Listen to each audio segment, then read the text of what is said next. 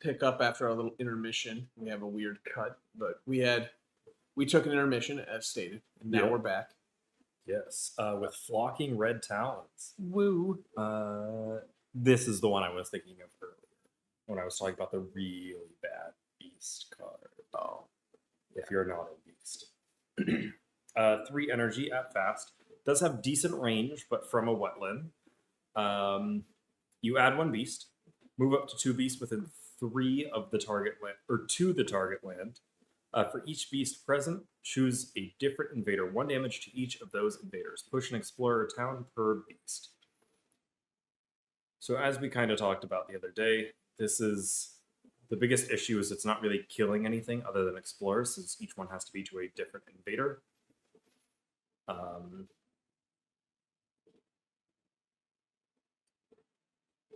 So just the base effect alone, unless you're a beast spirit, you're at most killing a town. Maybe a town and an explorer if you steal a beast off of somebody else's board, but that's going to be it.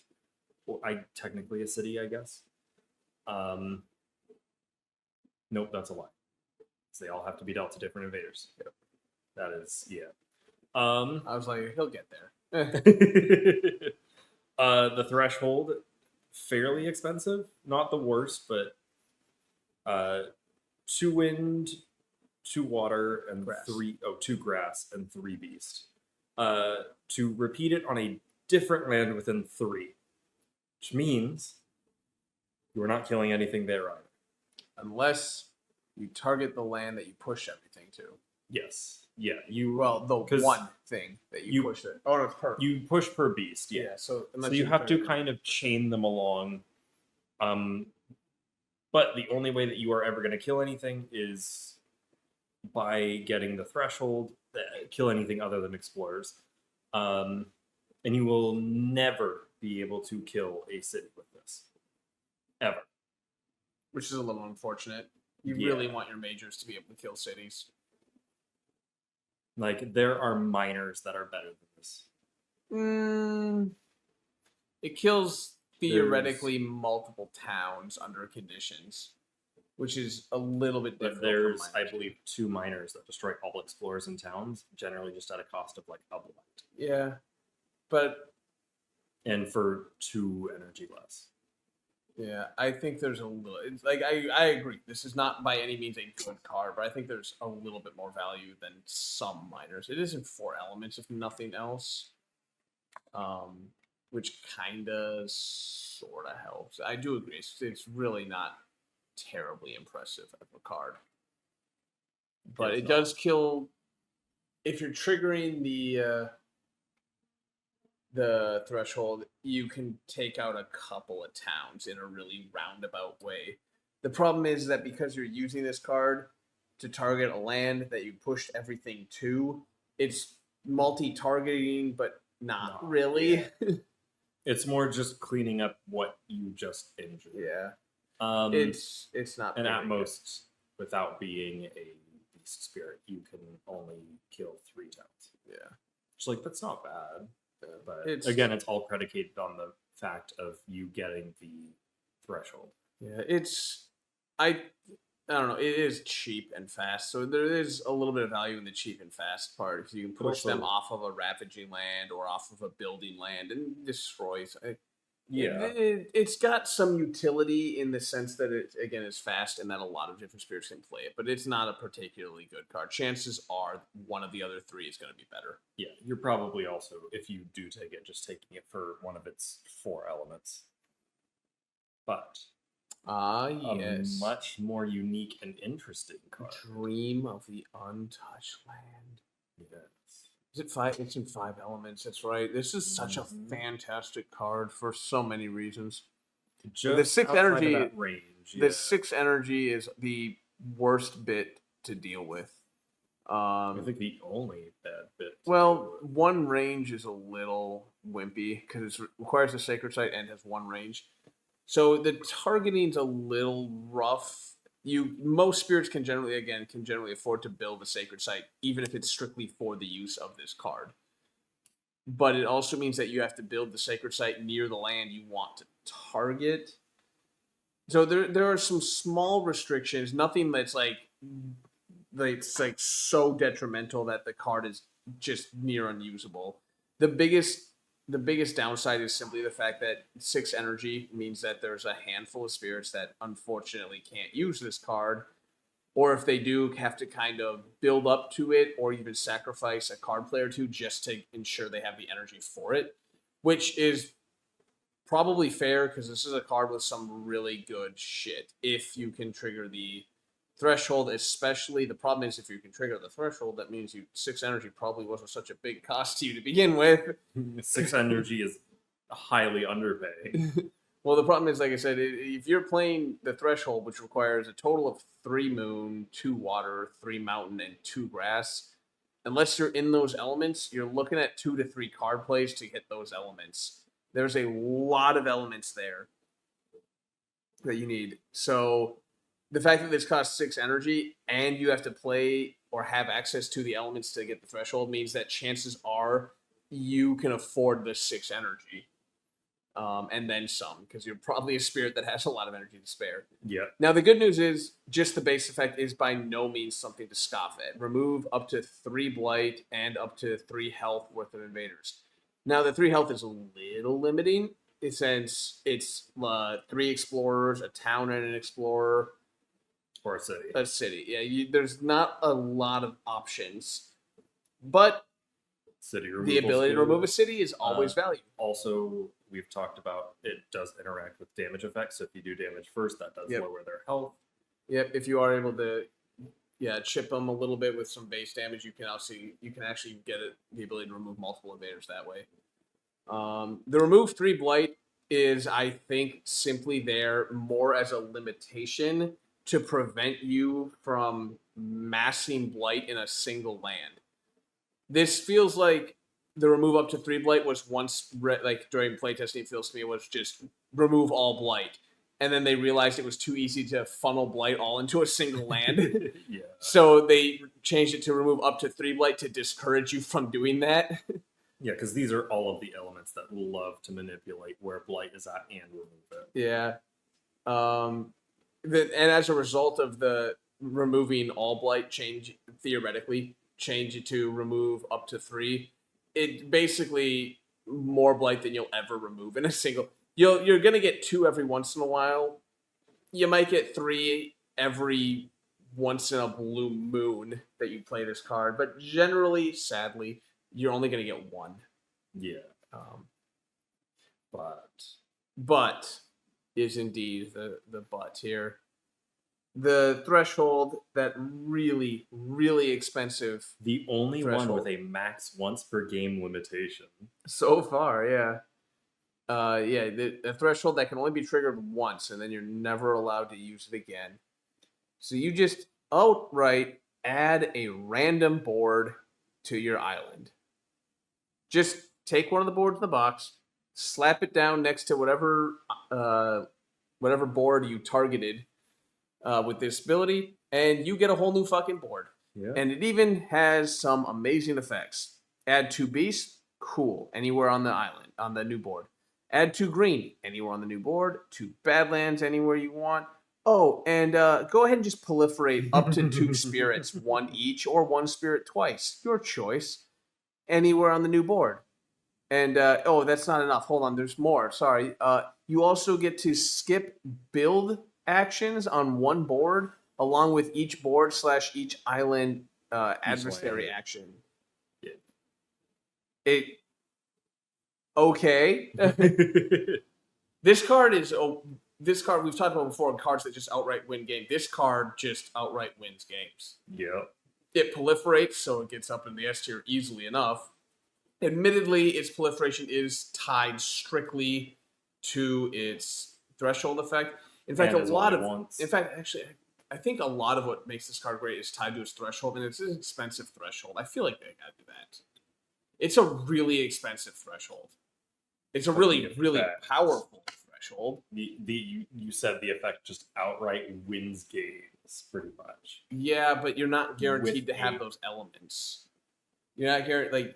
There are many spiritual who could flip that. Any of the spirits could flip that card, but they're not going to be able to hit those elements. That's fair. I see where you're coming from. Whereas the other two are guaranteed proliferation. Yeah, And can do so multiple times. Definitely it's top of A tier though. it's probably it probably is the best of A tier. If it could get into S tier, it would be top of S. Yeah, if you Maybe not. I mean, I hate to say reduce the element threshold for the thing because it needs to have that cost to the threshold. It's too good to not. You think just specialize it a little bit more, drop one, but increase the amount of the other three that you need? I don't think I would do that. So, like, instead of 3 moon, you would need 3 water, 4 earth, and 3 grass instead? No, I think it's in a good spot. I was just saying, like, changing the threshold to make it easier in terms of hitting would make the card too good, is what I was trying to get at. So I like where the threshold's at as a result. It's just, I wish it was easier to hit because if there were more spirits who could hit it, it probably would be. If you could get, say, for the sake of argument, I'm just going to spit a number, but let's say like 65% of spirits were able to not only pick up that card, but also reliably hit the threshold, it would be S tier. That's fair, the problem especially with the cost. The problem is that it costs 6 and has a really steep threshold. So there's very few spirits who are going to be able to A, afford it, and B, trigger the threshold. Yeah. So the combination of that two just makes it, unfortunately, out of S tier. Ravaged Undergrowth slithers back to life. Great card. Really great card. You just replace a blight with a wilds, so yay that. Always good for wilds. A fear, 3 damage, and then push that wilds. It's really cheap at 3 energy. The only real range restrictions, double R's are getting me there, is that it must target a land with blight. You probably want to do that anyway. Wilds is fantastic. And a range of 1 from a sacred site. The threshold is pretty easy to achieve. 3 water, 2 grass. Gives you another wilds, lets you push it. And then in each land with wilds, within 1 of the target land, you get to push an explorer and a town to lands without the wilds. So you pretty much get to secure wherever you're putting the wilds out after adding and moving them. Yeah, this is a really good card. This is another one that I think probably. Think so, yeah. I think it goes up in A2. It has fear, it has damage, it's cheap. Cleanup. Damn near any. So it's cheap, so damn near any spirit can pick it up, except for like some of the most restricted spirits. And the ability to just shit out wilds. Yeah, and again, it covers all 5 bases. You have cleanup of blight. You have utility in your tokens. You've got fear generation. You have damage, and you have control from moving explorers and towns. It's just a phenomenal card. You'd be hard pressed to find a spirit who's not willing to take that in. Again, if you're looking at three other cards, maybe there's some better, admittedly, depending on the individual spirit, but that's a card you will never feel bad taking. And you're not afraid to play it multiple times, just again due to its being cheap. We're getting into some good ones here. Yes, if you can afford it. This is another one of those. I'm looking at all these future cards. Yeah, another expensive one. Another 7 cost here. 4 elements, always nice, as we talked about. Exaltation of the Incandescent Sky. So another support / utility / damage / it does it all. Yep. I have run this on spirits without caring about elements. Yeah. This is another one. Yeah. This is another one where the threshold is.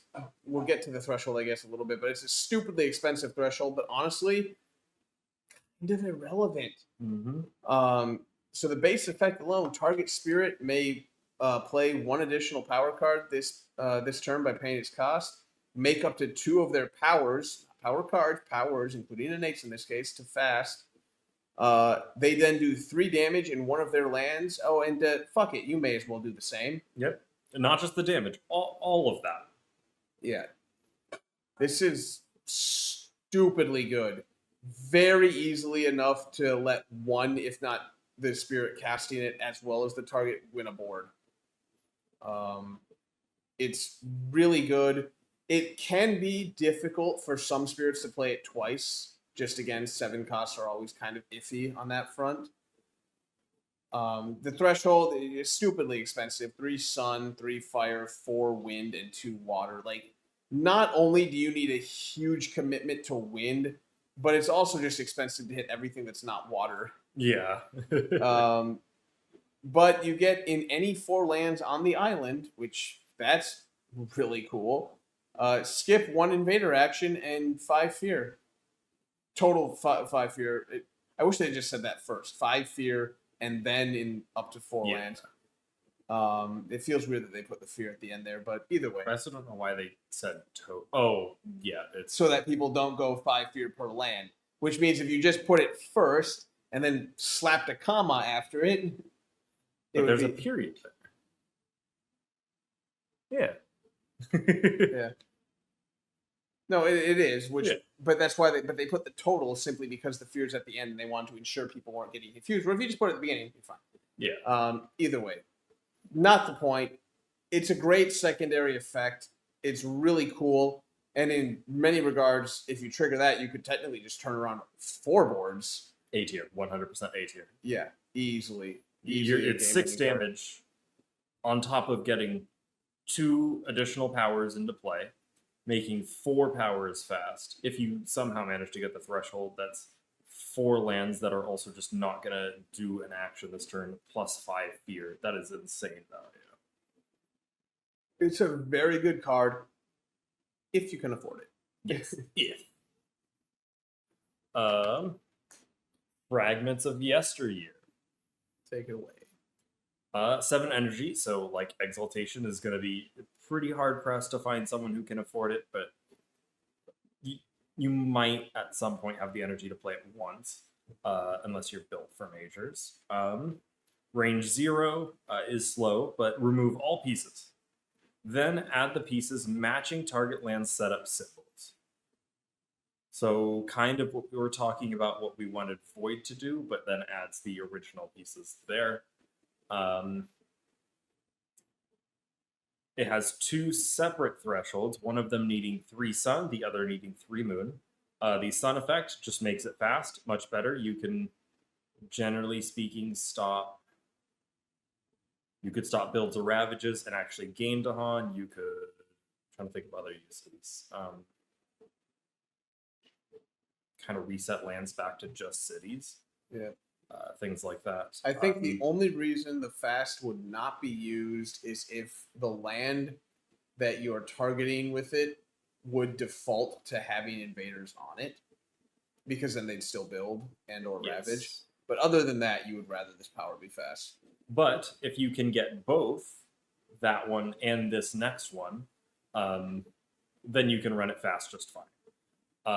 If you get the 3 moon for that threshold, you do not remove any Dahan, you do not remove any Spirit's Presence or Spirit tokens, and you do not add invaders or blight, which means now you no longer have to worry about that if they are going to be ravaging. Yep. Because it just doesn't add the invaders or anyway. Or anything else. Yep. I'm not 100% sold on this being you win the game, simply because it's limited to 1 land, and as a result, 1 of the 4 boards. I think it's going to be high B or low A. Yeah, I think it's up here for sure. It's definitely got a lot of value. Because it just takes your most problematic lands and just sets them back to start of game state or better. Yeah, it's limited simply by the fact that without some way to copy paste it, it's hitting only 1 land. Yeah. And as such, only 1 board. Yeah, we are starting to see the power creep a little bit here. Bombard with Boulders and Stinging Seeds. Really cheap at 2 energy, can target from a mountain or jungle. Is this the first sort of hybrid? Yeah. That you have to be in. It gives you multiple. Yeah. With a range of 2, so that's not bad. It is slow. Base effect is only 1 fear, 2 damage, and then add a Badlands, which is nothing to scoff at, especially for 2 energy. That's pretty decent. The threshold is fairly achievable. Yeah, it does require an extra card player too, but it's pretty reasonable. 2, 2, and 3 gives you an additional fear, an additional 2 damage, and gives you a wilds as well. Now that is good. That's very good. A Badlands and a Wild, some of the Especially for how cheap it best is. tokens in the game. This is B tier, I would say, for sure. Oh yeah. Damn near any spirit can pick it up. The base effect is acceptable, I especially. guess technically it's 5 damage because you'll have the Badlands at that point. No, 2 add because Badlands. because the plus 1. because it's not plus damage. It's not plus damage. That's right. If it's plus damage, it would trigger before the Badlands, but it's not. It's 2 separate instances. Mm-hmm. I don't think it's 2 separate. Unless they change, I would assume they haven't I don't think changed it's the wording. I don't think it's 2 separate instances. I think it's just 2 fear 4 damage. Goes looking through the other. No, because this one still has plus. Oh yeah. Maybe So it that is is the though, key. I That think is the key yeah. difference. I think that does do that then. So yeah, 5. If you get the threshold, 5 damage, 2 fear, add a Badlands and a Wilds. Yeah. The fact that it's just dirt cheap, and that means damn near any spirit can pick it up and play. And the base effect is good. Anything else is so much better. Yeah. A great card. High B. Yep. Plague ships sail to distant ports. God, we broke this card, and I'll never be able to unsee it in the broken state. I'll let you talk. I've talked about the last 2. All right, fair enough. All right, so 4 cost, reasonable. Fast, always great. Range 1 from any location, cool. Required coastal land with a city. That's a little restrictive, little bit. Thankfully, every board starts with a coastal city, so that unless you destroyed it, there should theoretically always be one of those, at least before this card goes off. So 1 fear, sure, may as well.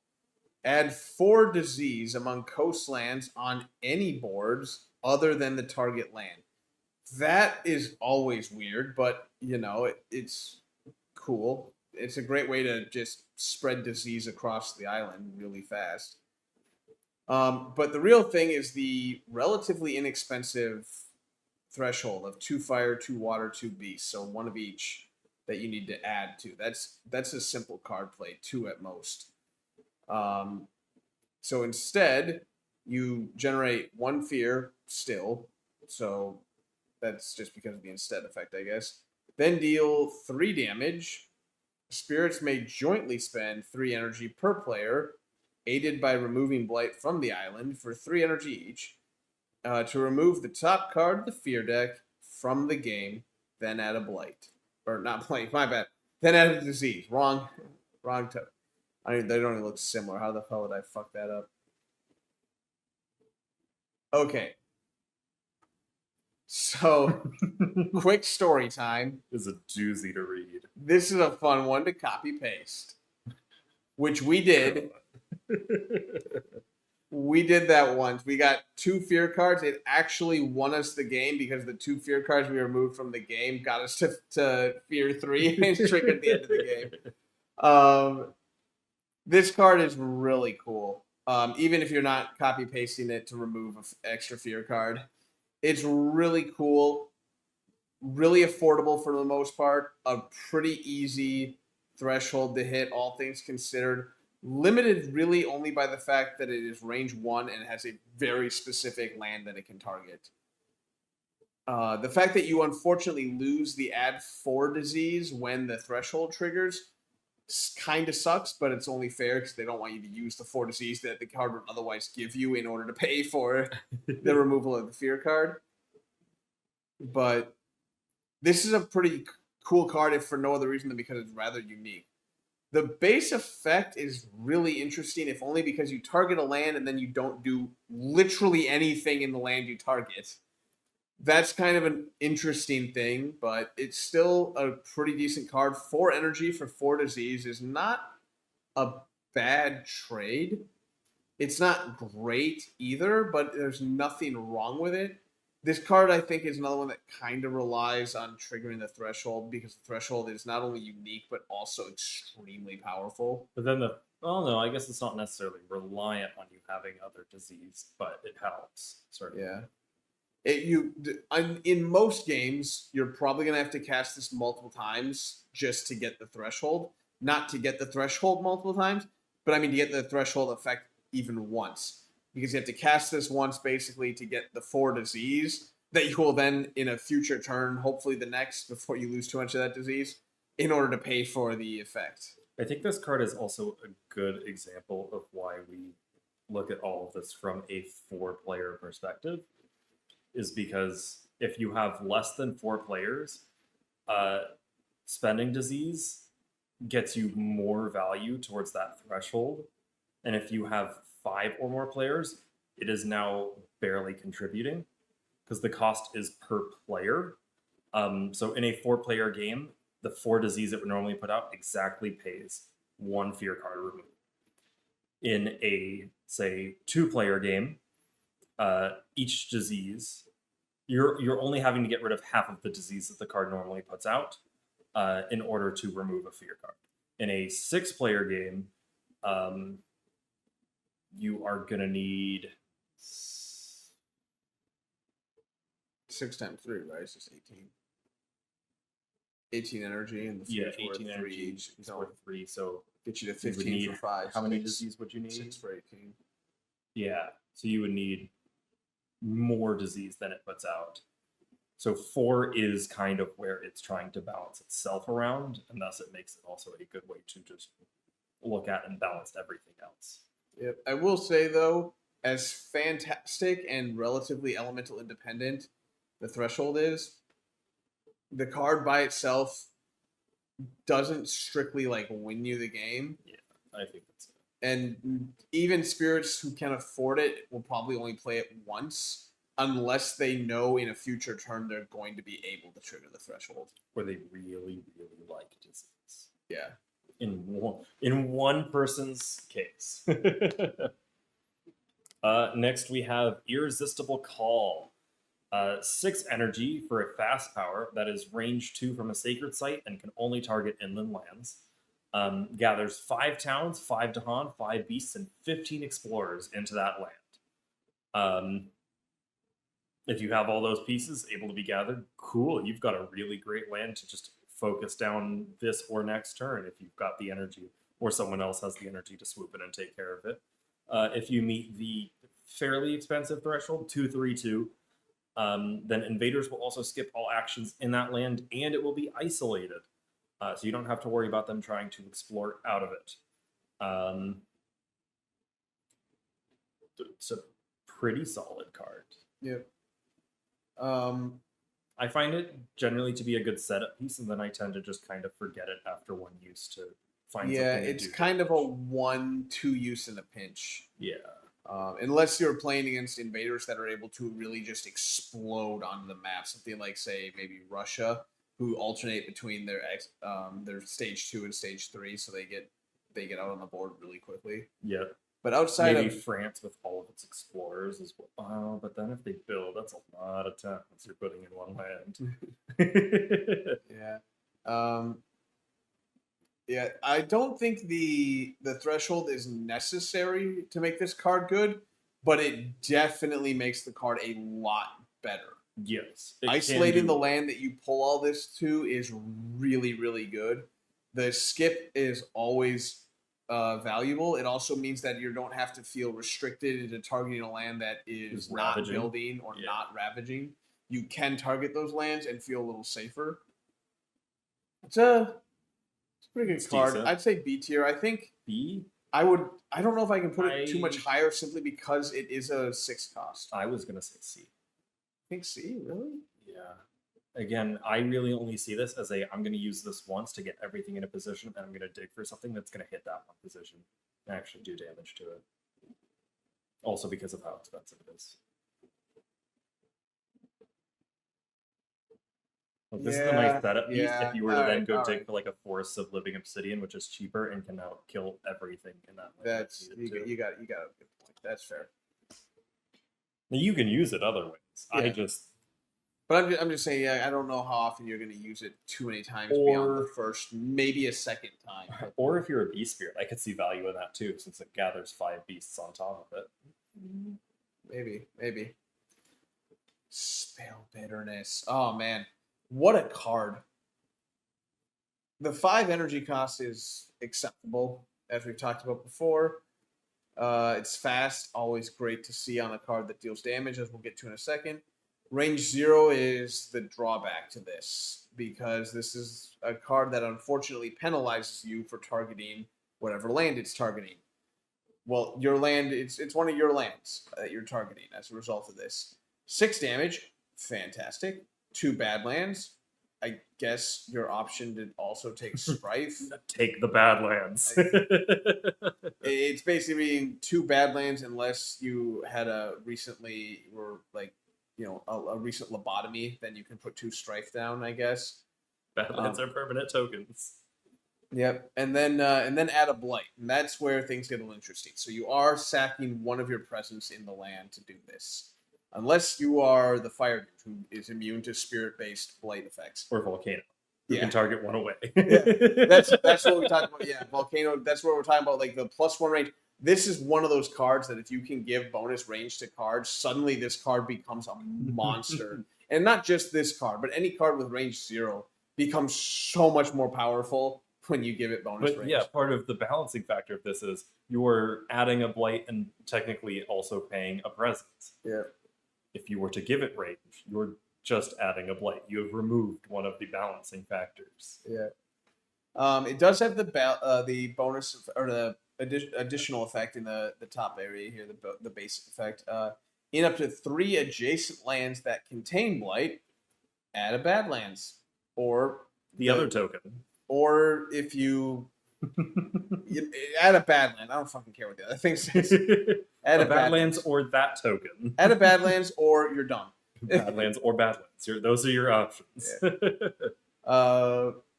It's a little pricey on the threshold. It's a 3/3, a 3 and 3 threshold, fire and water. Which unfortunately are really bad elements as well, since there are very few spirits who use both of those elements together. Yeah. In fact, I think it's outside of Starlight who has the potential to do so. I think the only one who naturally does is the Snake. I guess also you I mean, if argue, we're considering unnaturally, yeah, I guess like Starlight, then that's shifting what- memory yeah, is shifting also. But yeah, there's only a few spirits. Yeah, I think the Snake is the only one who just his default board uses both of those elements. I think. Don't quote me on that one. I have to double check that one. I was to say, doesn't Wildfire dabble a little bit in the water? Not unless it's cards for some reason ask him to. No. Okay. But yeah. Anyway, sorry, we're getting off on a tangent here. And threshold, in up to 3 adjacent lands, The ones 1 damage to each invader. Essentially, the ones that you added the Badlands to. Yep. So pop a town, kill some explorers. Yeah. It's a pretty good card. I think it's balanced by the fact that you add Blight at range 0, because for 5 energy it does a lot. Like, this is a really good card. Like, if you were to Base take that 6 damage and give you 3 Badlands, yeah. If you were to, it's 2 Badlands for sure. It's up to an additional 3, so up to 5. Oh yeah. Not to mention the fact that we can compare it to other cards like Cleansing Floods, which is also 5, I believe. Yep. To do 4 damage and remove a Blight. Yep. This is. I think Cleansing is 4. Is Cleansing 4? I think Cleansing is. Is it? I might be wrong. It might be 5. I'd have to look at it again. Yeah. Irregardless, great value. Even yeah. without the threshold effect, it is Yep. really good value. The balancing factor is the range 0 and adding Blight, because it means you're typically sacking a presence to get this effect, which in general terms, it's well worth it. This is a very powerful card. And losing a presence is not a bad thing. Like, you shouldn't be afraid to lose a presence or 2 on most spirits. Unless you're, like, I don't know, maybe the Panther, who generally plays with only like 2 to 3, maybe 4 presence on the board at any one time, who isn't going to take this card anyways. But if they did, probably wouldn't want to take the card simply because they're running around with very few presence on the board to begin with. Most spirits, though, have enough presence on the board, especially by about, let's say, turn 5, 6, that sacking 1 isn't going to be the end of the world unless the Blight card has flipped and is penalizing you in terms of losing additional presence. You can usually get away with this and you get so much value. It's very valuable for its cost. It's a pretty good card. I dare say B tier, just because Yeah. of the raw value you're getting out of it. Oh yeah, you're always gonna get something. It's not that bad of a price to pay when you're getting that much. Yeah. Inspire the release of stolen lands. I think this is a quite good card. I concur. Even if you aren't into Dahan manipulation. The target land cannot have blight in it. That's the only really big restriction. It's a cost of 4. It's a slow power with a range of 2, so that's all pretty good. You gather up to 3 Dahan. So there's your Dahan movement. You don't have to worry about finding it on other cards. Then you remove up to 3 health worth of invaders per Dahan. So if you're able to gather all 3 of those Dahan, you are removing 9 health of invaders. That is essentially 9 points of damage for only 4 And that's energy. assuming there aren't Dahan in the land to begin with. That too. And that's just the base effect. The threshold is on the more expensive side at 332. But it then allows you to ignore the restriction for targeting lands without blight, so you can now target lands that do have blight in them. If Dahan are present, you then get to remove a blight from the target land, and then also remove an explorer town and city from a land within one of that one. So, let me remind myself. That's not, yes, it is not an instead effect, so you are removing the amount of health of Dahan that are in the target land. Then in an adjacent land, you are also removing an explorer town and city, which is essentially 3, 6 total additional quote unquote damage being dealt. So if you gather the full 3, and that you are essentially removing 15 health worth of invaders for a cost of only 4. Even if you only get 2 Dahan, which is generally probably going to be your average, that is 12 points of health for, you're getting 3 points of damage for every energy you spend. I don't think we've had many powers that have come close to that value. No, not really. Because what you were saying, 3 damage per point. I don't think anything comes anywhere close to that. Yeah, because Volcano is slightly more than a 2. It's a 2 point something. Yeah, 2 point and change, unless you threshold, in which case all bets are off. Void is only 15, so it's less than 1 per, or sorry, less than 2. Yeah, Tsunami doesn't come close. What about Full Fire and Floods? It's 16 for 7. No, that's only a little over 2. The only value Fire and Floods has over something like this is the multi-target, which this technically does too. Yeah.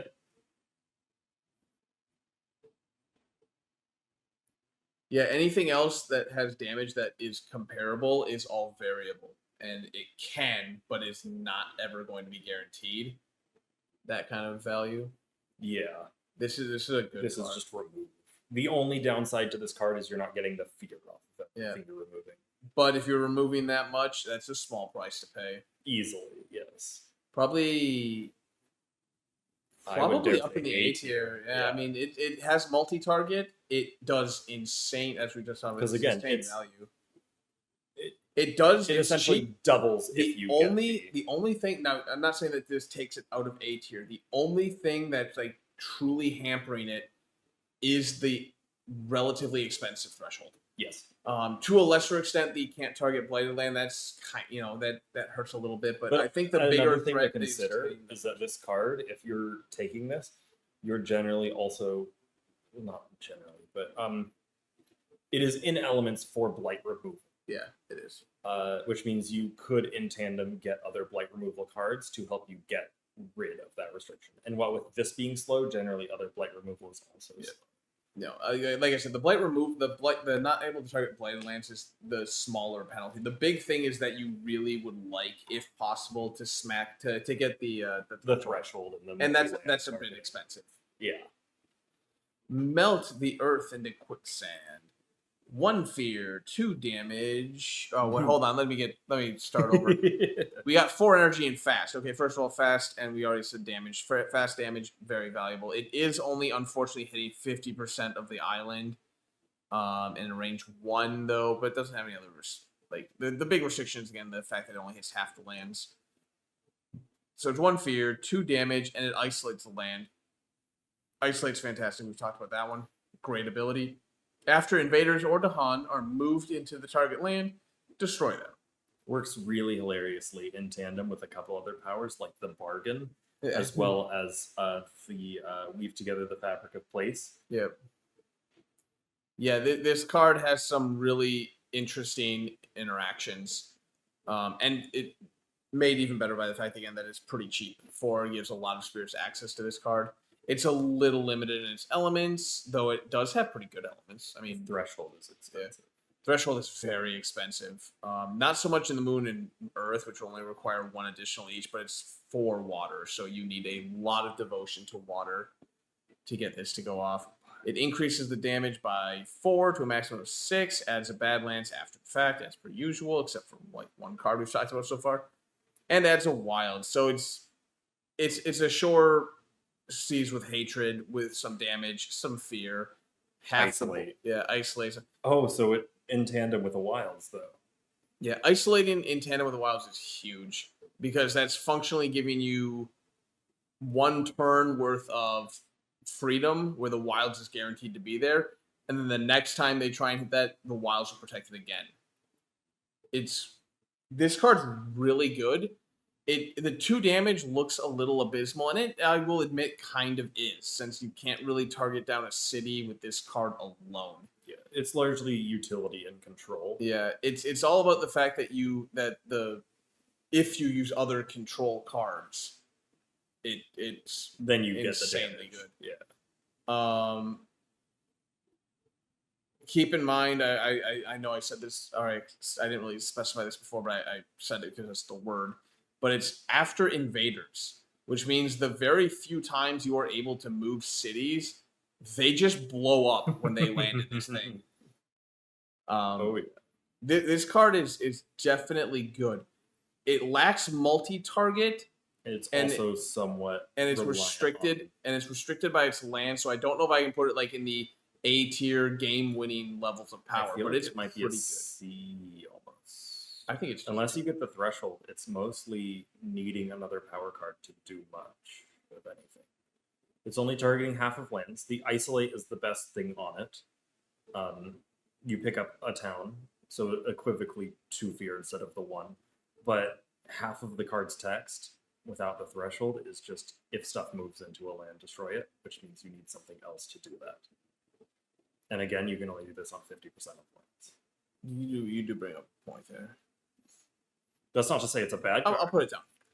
It's just I still think it's reliant on the getting the threshold, which is a. Well, I don't think it's reliant on. I think the threshold is huge. I think the big thing is the move to destroy part. That's fair. You do bring up a point. Yeah, I mean, because if you're not going to do that, you are just paying 4 energy for 1 fear, 2 damage isolate. Yeah. On 50% of the board.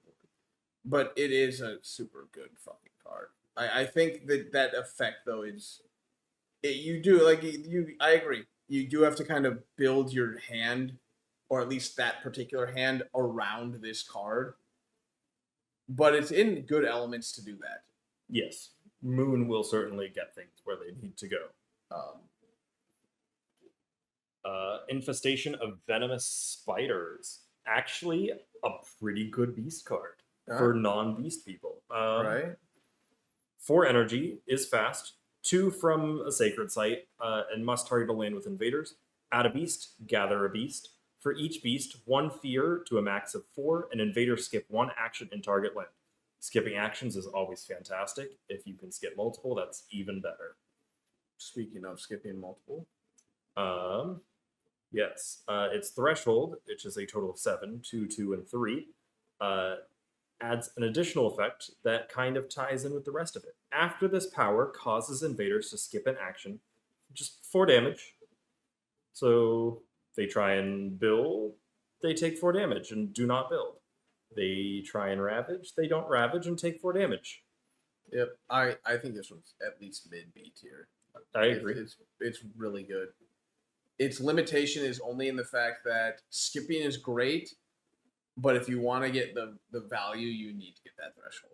Yeah, the ability to turn it into a truly monstrous card requires the threshold. I do agree. But skipping's always great. The wounded wild turns on its assailants. All right. Yeah. This is definitely a card. This is another card that adds Badlands before damage. Yep. Which is always fantastic. 4 energy. Again, accessible. You like to see that. 1 range. Little restrictive, but the real restriction is the fact that it must target a land with blight.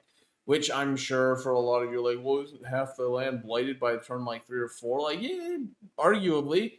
Especially on higher difficulties, the island does blight very quickly, so it's not like that's a huge restriction. It just means you're probably not in a good board state. But it does add 2 Badlands right off the bat, gathers 2 beasts to ensure that you have something besides the 1 blight that's required to do one damage per blight, beast, or wilds. Now, because it requires you to target a land with blight, you're guaranteed 1 damage, which is to say 3, as a result of the Badlands being added first. And any additional damage you do is if you can gather those beasts or any other tokens that may have been there before you use the card. Or if this land is blighted to shit. Yeah, or if you focus the land's anguish before playing this card. That's a pretty good base effect. It's always nice to add Badlands before doing damage, as we've talked about, and usually cards are not nice enough to do that. Now, if you're going at a pure damage to energy ratio, the default that you're guaranteed 3 damage is actually underpaying, but you are getting 2 Badlands, so which like is a permanent buff. Yeah, so like, is it like? It feels like you're underpaying, but in truth, you're really not because of the fact that you're adding the Badlands. And then anything else you do, such as, I don't know, gathering up to 2 beasts, means that you're going to hit that 4 or even 5 damage, so you're suddenly over the It's just value. It's just a really valuable card. Threshold, a 2/3/2 fire, grass, and beast. Generates 2 fear per invader destroyed by this power to a maximum of 8. This includes explorers. Yep. That very much does include explorers. And just makes you generate that much more fear on a town or a city. It makes killing explorers have a lot of value in itself too. Yep. I think that is probably where the big value comes in, is the ability for it to be used to have your explorers generate fear and maybe like a town or 2. Overall, I don't feel like the threshold is necessary. It's just really good. This is one of those another one of those cards that it stands up on its own merits, and the threshold just makes it better. Yes. I like personally. We haven't said much, but I really like it when the cards don't necessarily rely on their thresholds to be good. I mean, there's some that need to. I think this is probably B tier, right? I think the targeting restriction of having blight means it's not like high B tier, because it means you're either in a bad game state or board state that you don't want to be in, or you're probably targeting a land that you might not necessarily want to target because it's too late to save it. This is going to be an interesting one. Oh, what are we? Oh, transform to a murderous darkness. This is like Spill Bitterness on steroids, but somehow worse. Yeah, if that makes any sense. Yeah. It's in 5 elements. Yeah, it does have 5 elements going for it. So 6 energy, which for what it does, it's pretty limiting. 6 is pretty limiting in terms of what spirits can play it. Slow doesn't help it any. And then you target any spirit, so you got that going for you. It doesn't have any sort of restrictions in terms of range, other than the spirit has to choose one of their lands that requires a sacred site. They targets one of their sacred sites. Now, I want to point out that it requires a sacred site, because we're going to compare this a lot to Spill Bitterness in a second here. But in that land, you replace each of their presence with Badlands. The replaced presence leaves the game to never be seen again. Push any number of the Badlands, then generate 3 fear and do 3 damage per replaced presence. Now, that means you're doing 6 damage. That's what Spill Bitterness did. But Spill Bitterness or only 8. If you don't push If the you don't Badlands. push the Badlands. It's a May, is it? Or is it not? Oh, Push any number, Okay, yeah. so it's a May. So it's 6 to 8 damage. Basically the same as Spill Bitterness into the earth. But it costs you your Sacred Site. And if you had more than a Sacred Site, more presence even lost. Whereas But more bad. True. Well, once we get to threshold now. Whereas Spill Bitterness Oh wait, no. only It could costs do you 5 just on the base effect. 3 in adjacent lands with blight, and then 2 in target land for Spill Bitterness. Yeah. Which was a total of 5 on the base effect. This is only however many presents. So you get more bad So lands you're saying and you roughly the same damage on Spill Bitterness. This one you can get up to 2 more damage, but you are never gonna get up to 5 unless you're crazy and willing to lose a whole lot of your presence. Yeah. This is another one of those cards that, from my experience playing with it, you don't really use unless it's winning you the game. Or if you're a spirit who can somehow like overcome the fact that they'll never see this presence again. Which, by the way, is another thing Spill Bitterness doesn't suffer from because it's just add a blight, which means your presence gets destroyed, which means it can come back. This is just a really, really steep price for what other cards, specifically Spill Bitterness, offer for a better price. The threshold is not unachievable at 3 moon, 2 fire, 2 wind, which deals 1 damage to an adjacent land and then deals 1 damage to an adjacent land. You could theoretically target the same land with this and do 2 damage to an adjacent land, or you could target 2 separate. Multi-target is always good. Once again, Spill Bitterness has fucking multi-target and arguably does it better. Oh, 100%. I just pulled out Spill Bitterness again to re-reference. So here, we have an elemental cost of 7 to hit 2 adjacent lands for 1 damage apiece. Or Spill the same Bitterness adjacent land. threshold, Or 2 damage. sure, is 6 total elements for the threshold. Hits 3 adjacent lands for 1 damage to each invader. Yeah. Each. And it's fast. And That it costs too. 1 less. Yep. The only thing not going for it is it has less elements You wanna on know the what this- side. you wanna know what the- no one is going to care. You want to know what the really, really sad part is here? Hmm. It came out in the same expansion. These cards were released simultaneously. Now, admittedly, Transform into a Murderous Mist is a card you could target someone who's not yourself, whereas Spill Bitterness is your card and you have to target a land you control. But once again, I beg you to find a spirit or two who can sack more than a Sacred Site ever in an entire game and still feel okay about that. Yeah. That they'll never get back. It's different. It would be completely different if they could get it back. But they can't get it back. This is not an unusable card. It's just a card you use to win the game. It's a win more card.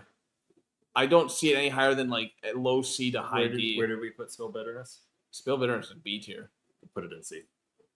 I don't want it touching the same tier. I was gonna put it in D tier. I was like D or C. Put it in D. No, Put I'm it in D. saying D or C. I don't know if I could. I think the cost. I think 6. Yeah, 6 cost. We'll put it in D tier. Yeah, because it's just expensive. even looking at Pyroclastic Flow it's better than that. Yeah, it's expensive. Murderous Mist is just really tough to make efficient use out of. Yeah. Sleep and Never Waken. All A phenomenal card. All right, another palate cleanser after that fucking nightmare. 3 energy is fast, range 2 from a sands, but can target any land other than that. Invaders skip all actions and target land. Already a phenomenal thing to have on a card. 1 fear per 2 explorers this power removes, and then remove 2 explorers. It's not really going to pick up a lot, but it's stalling, and the fear's not bad. The threshold is what makes this stupidly good. Although it is a bit pricey. 3 moon, 2 wind, 2 beast. To remove up to 6 explorers from just among your lands. Just anywhere you have presence, pick up those explorers. Which means, provided you got the initial 2 from the base land, you're hitting up to 8 explorers. which is 4 fear. Yep. And yeah, that's on top of skipping. And this is all for 3 energy and this card covers 4 elements. Yep. It's And not great, but it's pretty good. I think this is one that you play at least once, like C tier. Yeah, Like I you play think at least C-tier. once, and then if you don't, unless you're in the element, it's really Even in the elements. The thing I want to bring up on that card is, well, it's pretty decent overall. The best value is generally using it to skip a build, not a ravage, because builds are far more valuable to stop than a ravage. Oh yeah. Next we have Trees Radiate Celestial Brilliance. This card sucks. Moving on. Whoa, but we're skipping build actions. You said that was so important. I know. It's not unusable. The problem is that it's extremely limited to where it can be targeted. And who even wants to take it, especially once we talk about the threshold. So, first off, the good news. It costs 3. It's fast. Great. A lot of spirits have the potential to take it and play it and then ditch it for another card. Range 1, it's standard. It's not bad. It can only target jungles that do not have Blight. Or a land, I should say. Incorrect. Blight. Yeah, jungle or a land without Blight. But yes. So as long as it doesn't have Blight, you can hit any land. If it does have Blight, if it's a jungle, then you can hit it. It's a little limited there. Yeah. At least as the game goes on. Yeah. So 3 fear, pretty good. Defend 6. Hmm. Defend 6 is Better than in the some early defend. game. It's better than some defend cards. It actually might defend something. Yeah. This turn, invaders in target land skip the next build action. That is the only real value. I mean, the fear is not bad, but the big value is the build action. The fear is just kind of there. But the limited you're never targeting- going to get the full value of that first effect. Yeah. Because if you're skipping a build action, well, that means they're not ravaging. Well, that turn, so unless the they defend means doubled up nothing. on their cards. But that's very invader dependent. Yeah. Maybe event dependent. Well, it's invader deck depending. So if it's Sands 1 and then to Sands 2 type of thing. I guess that's fair. Yeah, once you start hitting the stage 3 cards or in between 1 and 2. Well, Stage 2 can also do it, yeah. But only on that transfer. Or I guess to coastal lands too. Yeah. There are many situations where you can get both. It's not necessarily every time you play this card, but it will happen frequently enough where you can make use of it. Yeah. I don't know. I just find at that point, once they start doing that, they generally have more than 6 damage coming in.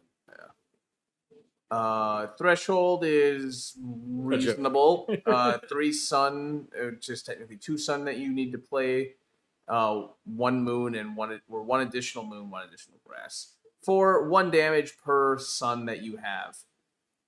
You got 1 damage at least. Well, no, you have 3 damage. Predicating off of, yeah. You have 3 damage at least. We kind of talked about it before with the Tree Speak of War or Streets and Stone or whatever. Being able to do damage and add defend is a pretty cool effect because oftentimes it lets you, the damage will let you put the invaders into a position where the defend will stop them from dealing damage. The problem is that this is in elements that typically aren't known for doing damage.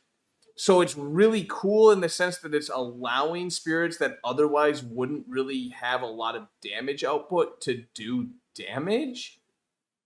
I do feel like that's been a trend with Sun major powers, is they generally have a bunch of other stuff and then like a little way to do damage on the side. Yeah, it's a cool little feature. I don't hate it.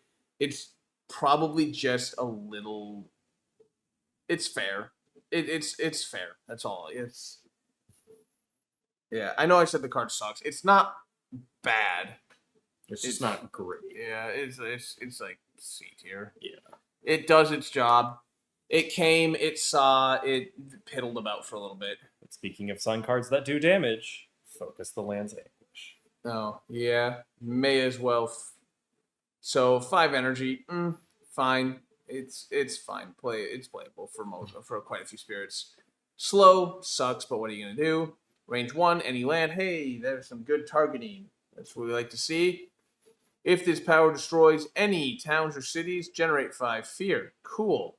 Gather up to 5 blight, then do 1 damage per blight. I don't like this. Not because I don't like gathering 5 blight into 1 land. That's actually a really good effect to gather up to 5 blight into a single land. there was already been 2 or 3 other cards that we've mentioned this card in passing. Yeah.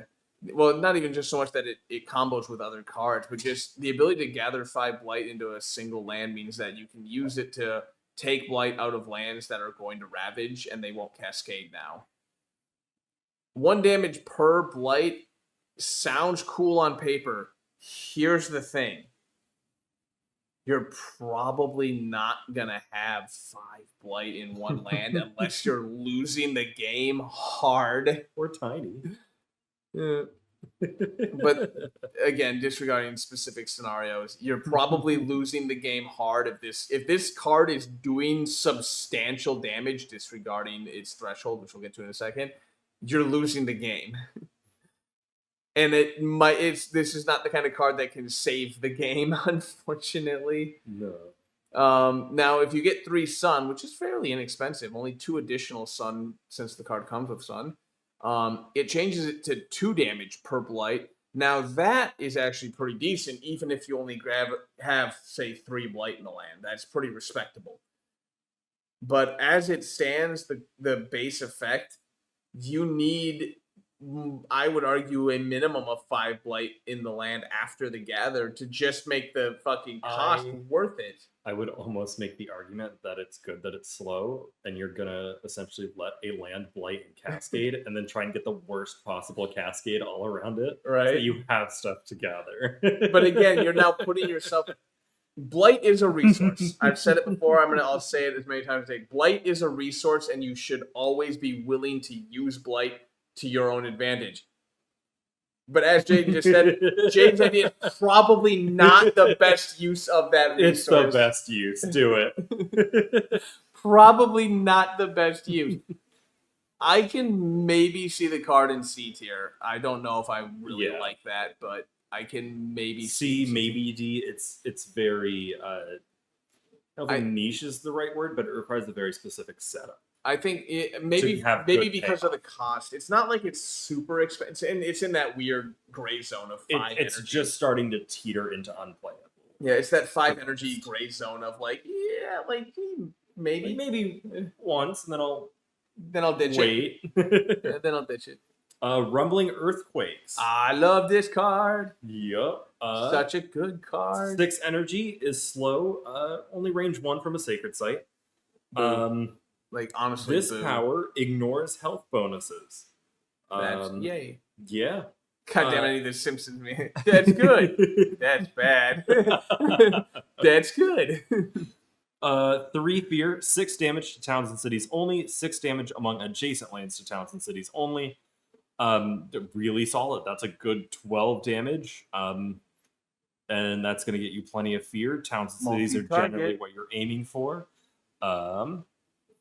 But it gets better if you can hit the slightly expensive threshold of 4 Earth, with another 6 damage among target/adjacent lands to towns and cities only. So yeah, 6 energy for if you can hit the threshold, 18 damage to towns and cities. That would take our lead, I believe, for damage per energy at That's 3. 3 exactly. Yep, it's a guaranteed. And you get fear, and you get to ignore the health bonuses too, if any. Because what is it, England? England does it, and then there are quite a handful, unfortunately, of events that will grant extra health to the invaders. Yeah. Granted, that's if you can get the threshold, but still. I think the threshold is really what holds this back from being a super, super good card. Yeah, because even like the Dahan one that removes, its threshold is more achievable. Yeah. I think it is sitting happily in B tier here, alongside its brother in arms, Fire and Floods. Oh, yes. Both these cards do some amazing work. It's just they require one requires devotion to Earth, the other requires a devotion to 2 elements that are not usually... there's plenty of cards that have fire and water on them, just the spirits themselves don't necessarily collect cards that have fire and water on them for the most part. Yeah. But the 2 of them are definitely very good cards when you get them off. The other big problem with it that keeps it definitely out of A tier is its 6 costs, so a lot of spirits just aren't going to be able to play it. Next up, we have Solidify Echoes of Majesty Past. I do actually rather like this. I have had decent use of it. Less so from the defend effect, more so from the latter. But before I get into that, it's 4 energy, a fast power, and can target any spirit. You choose one of target spirit's lands. In that land and each adjacent land, defend 3. Then they add a destroyed presence to each adjacent land. You skip up to 1 invader action of each added destroyed presence. So if you've got, say, Earthquake, who recently did a nice big eruption, you can get all that back on the board. May not be where he likes it, but you can skip invader actions in multiple lands up to something like 6 or 7. So amazing multi-land targeting. You can essentially stop almost a whole board, depending on how much destroyed presence you're able to add, just off of this one card from activating at all. So that in itself is good. The defend is, it's there. Defend 3 is really ass. Yeah. The threshold is fairly easy to get. You just need an additional sun, an additional moon, and an additional earth.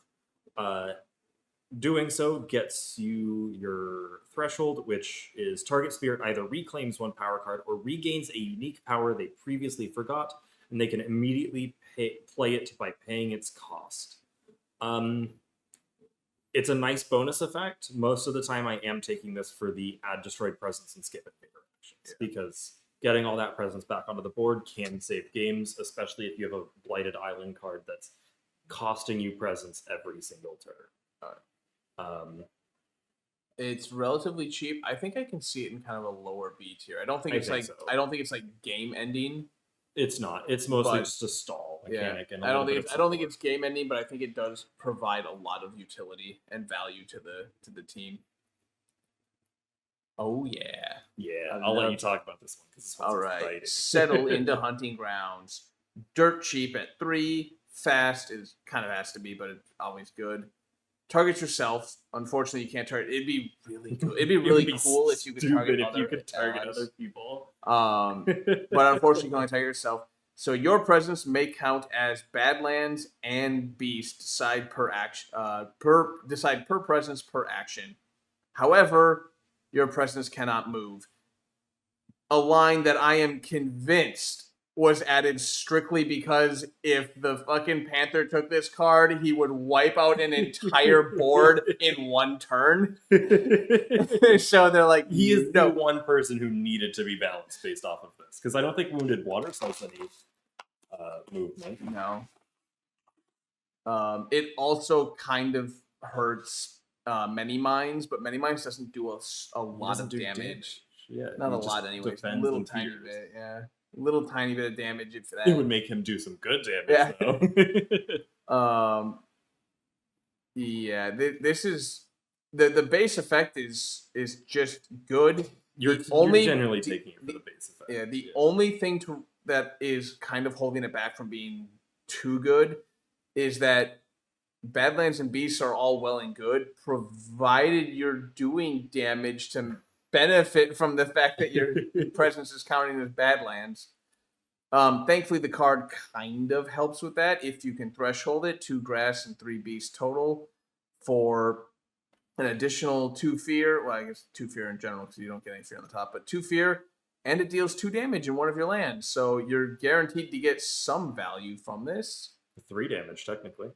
Minimum. If you have a Sacred Site, it's 4. If you're Volcano, it's per Badlands. And if you're Volcano, fuck them. They're gone. The sun.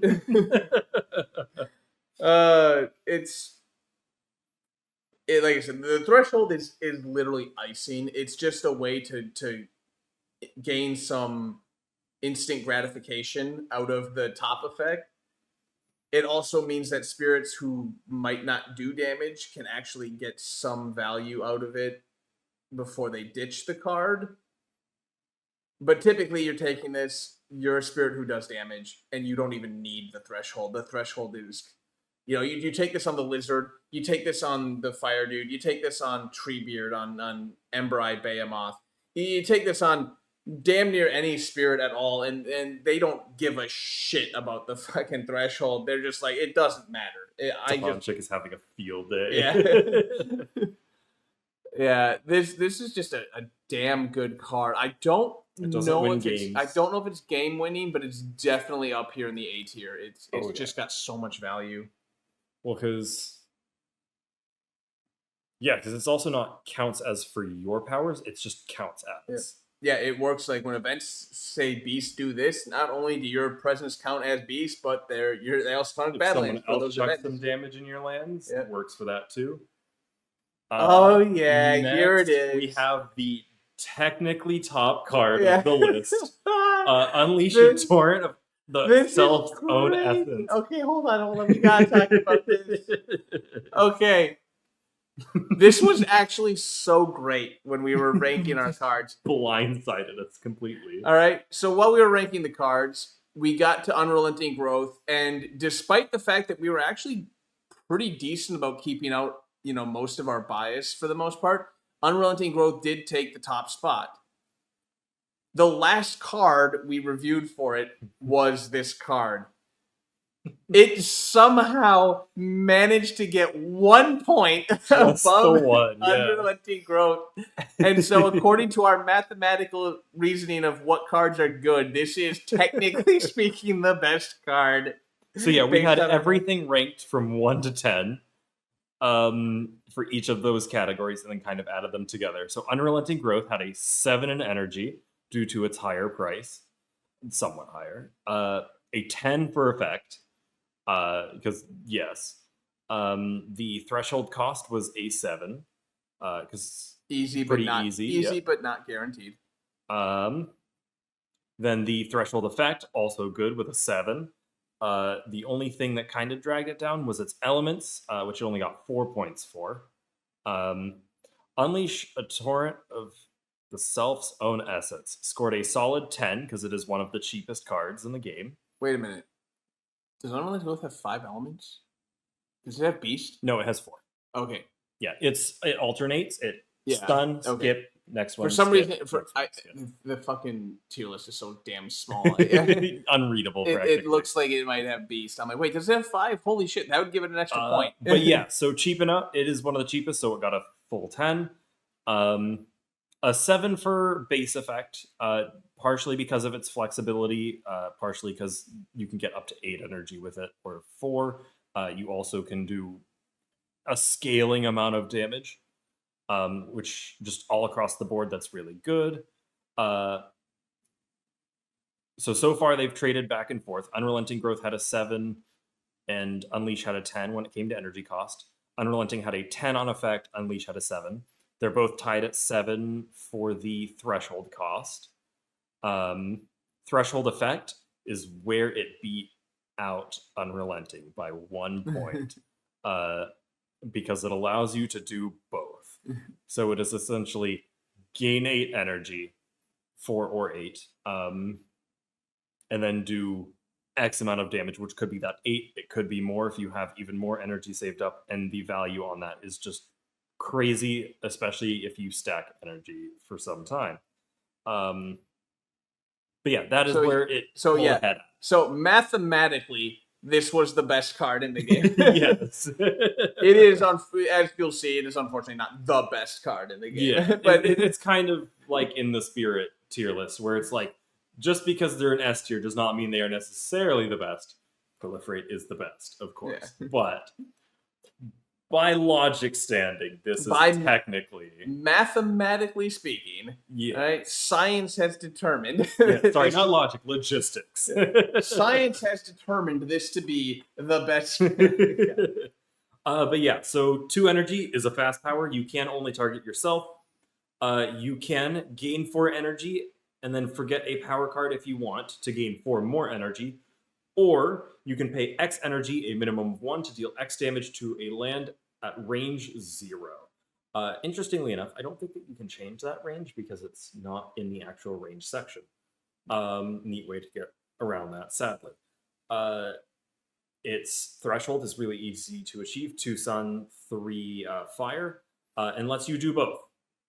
So minimum 1 damage, and could be 4, could be 8, could be more than that. Could be 100. Could be. If the snake gets it and gets 12 energy a turn and chooses to forget a power, then he could do. If he just plays this, he could do 20 damage. If he goes for maximum energy, he'd be or at 17. 18 damage. He'd be at 17, gains 8 more, be at 25 to a single land. He has 17 I thought 12 was his max. 12, he has an energy for +4 is 16, and then he has to gain a power card +1 energy is 17. Yeah. So he has the ability to get 17 energy in one turn. 17, spend 2 for the card itself down to 15, gain 8. So it'd be 23. Use the absorb essence, which costs 3 to get 3. Or no, it costs 2. Sorry, it costs 2 to get 3. So you gave him 1. So then 24. 24 damage. In one land. Gone. There used to be invaders here. Now there's nothing but ash. I don't see any invaders. Yeah. No invaders ever lived here. I've never. Okay, so unfortunately, despite what math and science tell us, this is not the best card in the game. It is still pretty good. I think it's a great way for spirits who are generally lacking in energy to make energy very quickly, even if they only do it once. They can say, for example, you're like, I want to get a major power, and you whiffed horribly, except for the fact that you got this card. Well, now you can gain a bunch of energy. Forget this card if you want. It doesn't say other, does it? It doesn't say forget another. Forget a power card. So yeah, forget this power card to itself to gain 8 energy. Gain a major power on the next turn. Congrats, you can now play any major in the game on your next turn. Gain a major power on the next turn, and you can... All these cards we were talking about before were like, oh, you play it once and forget it, but only if you have enough energy, because certain spirits just can't. Nope. This card opens up any spirit can treat any card as a one and done. Yes. I don't know if it's B. I mean, it kind of is B tier. It's B. It's B tier. It can still do ludicrous amounts of damage. That's fair. Yeah. We're almost there. Finally. I can see the end. Storm Swath. Fucking hate this card.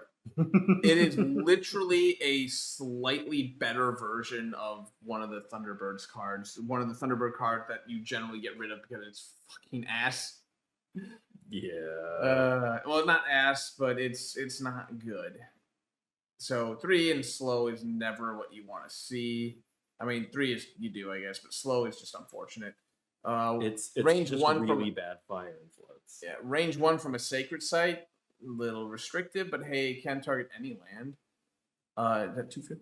Yeah, 2 fear, and then in both origin land and target land, 1 damage to each invader. Now, that's kind of cool. Kill all explorers, guaranteed. If there's Badlands, you can do some extra fun stuff. I mean, you might be able to pop a town or 2. It's always the fun one. The threshold is unfortunately a little expensive, not like unreachable. It has a little. It'll take a couple card plays. It's a little expensive at 2 fire, 3 wind, 2 water. Increases the fear to 3. Increases the power's range by 1, which it desperately needs. In a land adjacent to both origin land and the target land, you can do 1 damage to each invader there. Multi-target. 3 lands getting targeted by this power with the threshold to kill all the explorers. But there's another caveat in this there. Now, I know, there's one more effect. In lands where you did damage, you get to destroy a town. I mean... Congrats, there's your damage. Yeah. So... You did it. You killed something other than an explorer. So proud of you. Yeah. I mean, in all reality, you are still getting value because it's 3 energy. If you hit the threshold, you're hitting 3 lands, killing all explorers and a town in each. There's if you get an explorer in town in each of the 3 but lands. Admittedly though, even if you don't get the threshold, 2 lands that you can hit at slow means you could theoretically target the 2 lands they just explored into. You are paying at that point 3 energy to do 2 damage, but it is stopping builds, which is probably the most important thing you could be doing. So there is an argument that it's energy well spent despite overpaying for the value you're getting. I think it's another one of those where there's no middle ground. It's either if you get base effect, you're way overpaying, and if you get the threshold, you're way underpaying. Yeah. Because again, if you're getting, say, 1 explorer and 1 town off of all 3 of those lands, that's 9 damage. That is another 3 damage per 1 energy, which is technically value. Yeah. It's not an unusable card. I don't like it simply because making it work is one of the harder things you're gonna do. Yeah. But it's not unusable by any means. It's just it wants to do shit that very few spirits can make work. Yeah, it's just a only hard like part. one spirit who's in all 3 of those. Yeah, it's really hard to play around that card. Is the thing. That's its big weakness. Yeah. One of my favorite new cards from Nature Incarnate. I know. think it's one of yours too. Yeah. This card. I Unearth a fucking Beast of love Wrathful this card. Stone was a phenomenal Hey. card idea. Hey, greater than games. We should do more cards like this one too. More bargains and more like this, please. Yeah. These are cool cards. Give us more, we demand. Yeah, 5 energy for fast. Target a land with invaders at range 1 from a sacred site. A really interesting way that it activates after the next invader phase on any turn with no ravage or build actions in target land. You get to do 3 fear, 12 damage at a beast, and you can push that beast. It does 1 fear and 2 damage in that land. Well, already you're looking at 14 damage for 5 energy. That's not even including the fear. That's not including the added tokens. If you can get the threshold, and this is why I love it, if you can get the threshold, which is 2 moon, 3 earth, 3 beast, you mark the beast token. That beast token cannot leave the island. And in every slow phase, that beast token gets to be pushed and deal an additional fear and 2 damage. So this card just essentially almost indefinitely. Yeah, it accrues value even after the first time you cast it. You can do this multiple times. Because they decided this one didn't need a once per game. Yeah, which is weird. Especially if the beast could be removed, I would understand it. Especially for being 5 energy. I mean, again, it's in that gray zone of not expensive but not inexpensive, but it does mean there's plenty of spirits who could cast this. Just means you might have to save for a turn if you want to recast it later. But if you can trigger the threshold once, you can probably trigger the threshold again. It's real. The real limitation to this, despite arguably the range, is the mere fact that you have to target specifically a land that is not ravaging and not building, and make it through the potential event card that might, in rare instances, cause 1 or 2 of those effects to happen in a land. Yeah. Usually you don't have to worry about the event card, so typically it just means target a land that's not ravaging or building.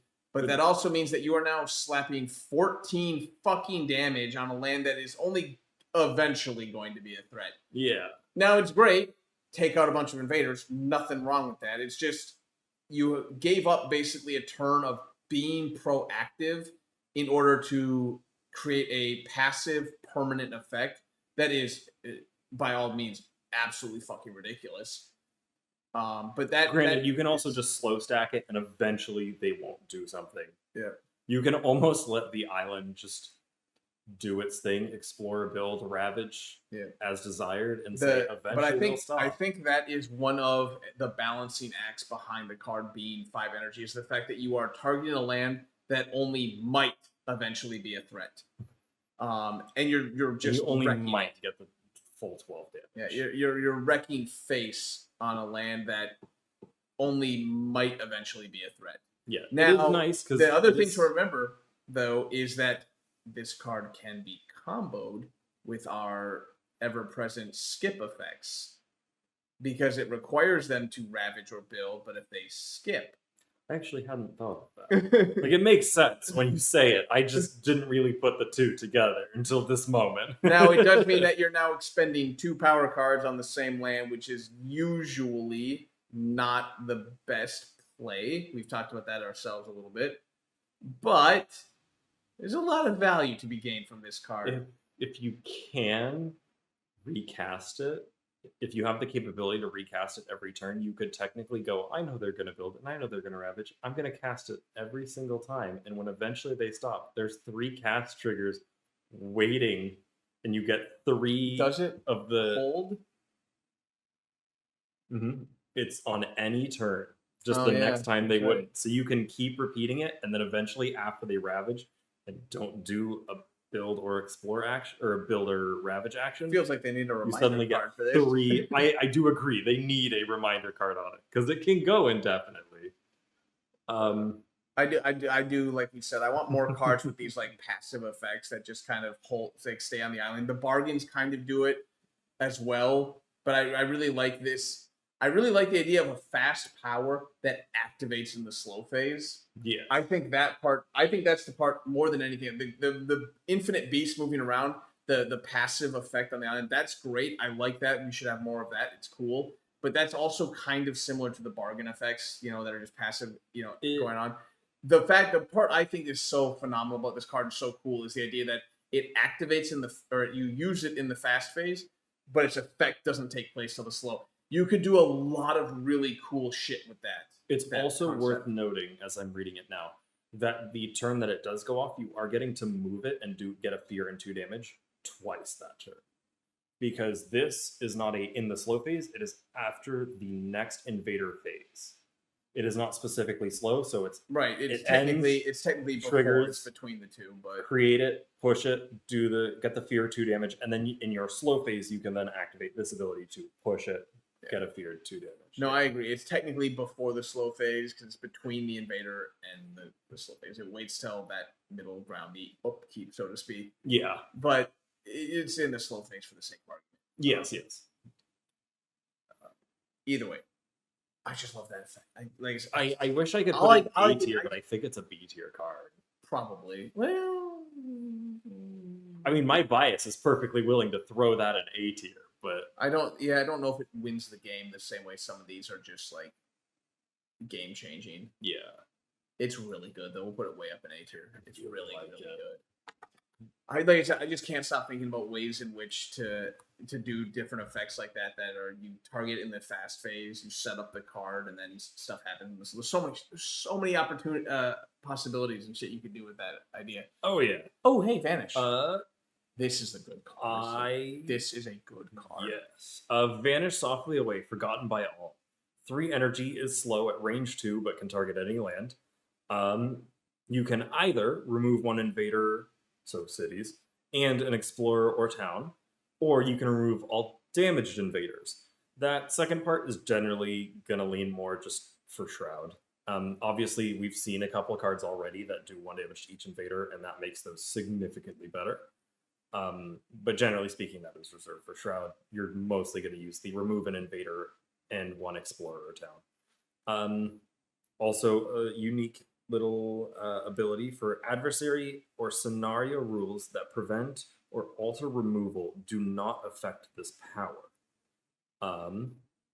So if there's something that comes up that invaders can't be removed unless X, so that's like France. Russia. Oh wait, no, France is Russia's explorers, right? No, Russia's immune to destroy effects.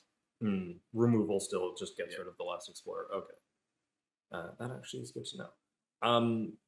But what was it you were saying about France? No, theirs is only against event cards. Event and fear cards can't remove them. So this would automatically just not matter whether it had that rule or not. Yeah. Is there any adversaries that this would influence? Not that I'm aware of. Scenario rules, I'm sure there's something, but adversaries. Is this foreshadowing? If only. I mean, this is Jagged Earth. If you think we would have seen it by now. Fair. The threshold is 3 moon and 3 wind. In any 2 lands with 4 or more invaders, remove an invader. It's pretty good. There's no range on that.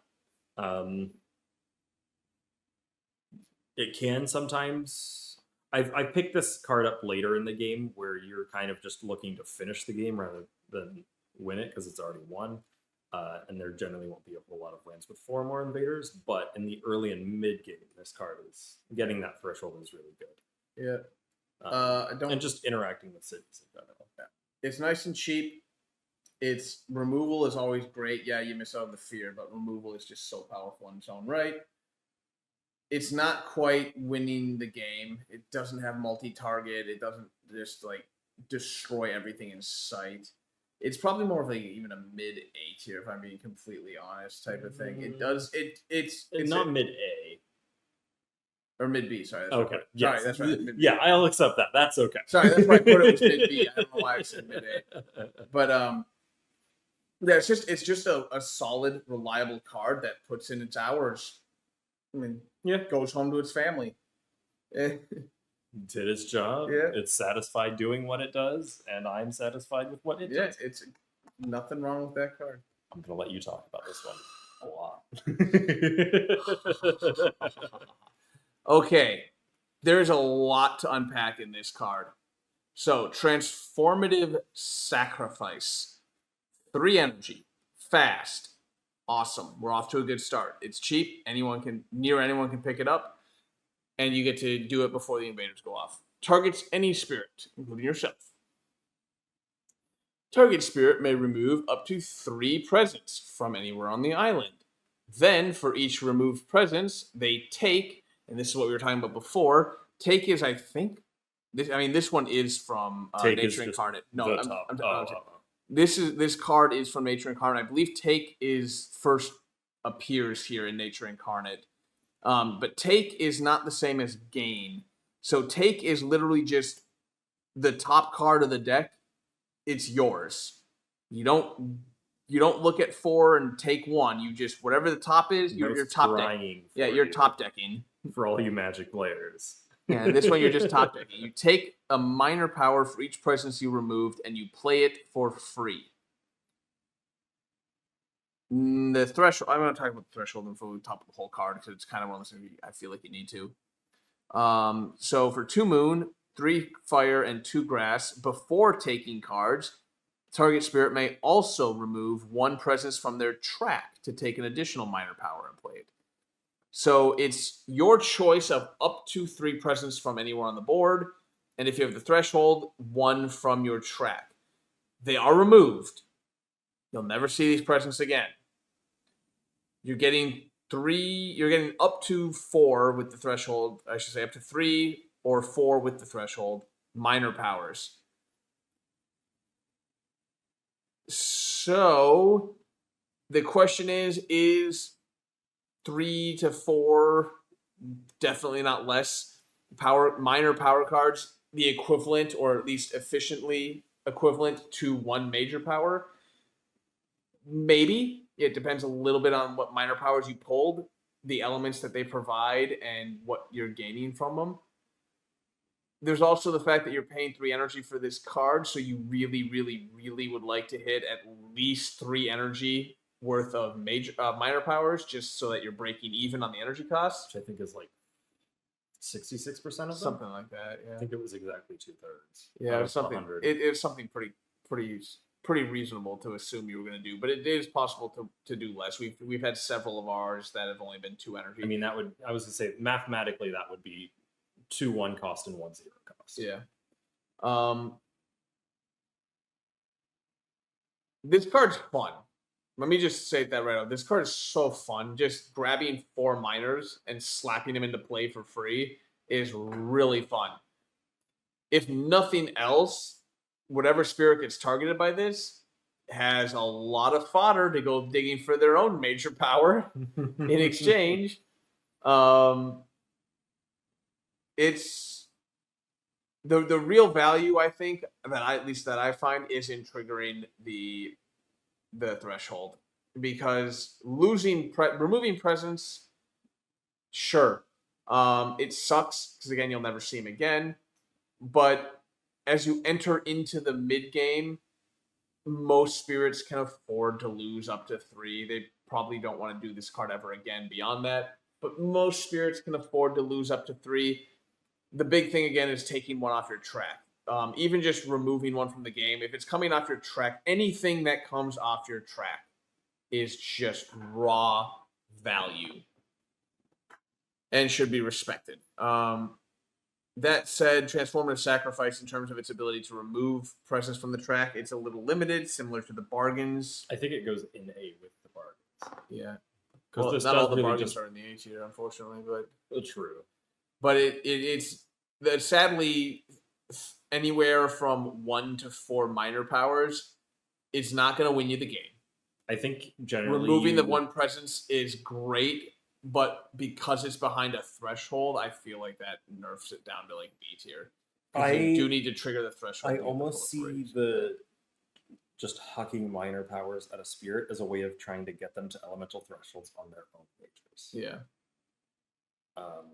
Yeah. This card is very much a support card, and it's just a little, not like it's not like some of the cards we've talked about, but it is a little bit volatile because you are just taking the top X cards between 1 and 4, you slap them into play. Yeah. We have seen it before where it doesn't trigger the major powers we were really thinking we were going to get off of it. Wasn't there one game though where it did trigger the snake's like ultimate earthquake? Not the ultimate earthquake. It got him into level 3 of wakes though.